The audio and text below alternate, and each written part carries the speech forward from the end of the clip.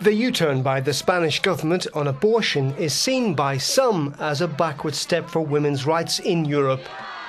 What do you think?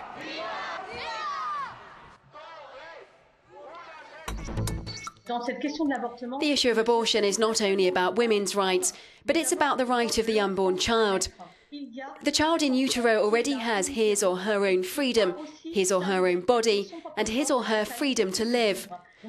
So I think that this is not only a question of women's rights, and in that respect the Spanish reform project is far from being a step back. On the contrary, it really is progress for humanity, because it's about the recognition of the humanity of the child conceived in utero. Any scientist will tell you that there's life right from conception. Our group's campaigning for zero abortion, because as soon as there's human life, it's not acceptable to recognise the right to take human life. We're asking the French government to put in place a real policy to foster and to help pregnant women in need that differs from the current systematic recourse to abortion.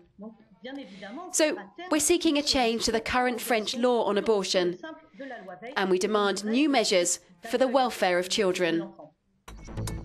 Today, the issue of sexual and reproductive rights, and therefore in that context the right to abortion, is a democratic issue.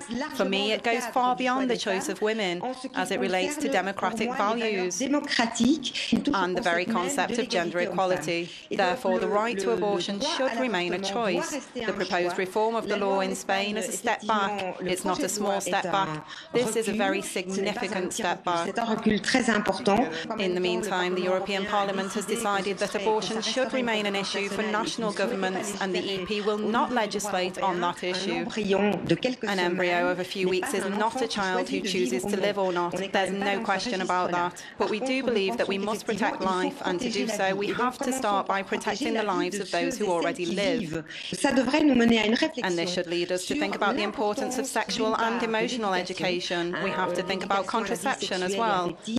Of course, this is not an easy choice. That's why women have to be in good physical and health conditions. They have to be supported in their choices. That's what we want. If you want to ask a question, go to the Euronews website or visit our social media pages.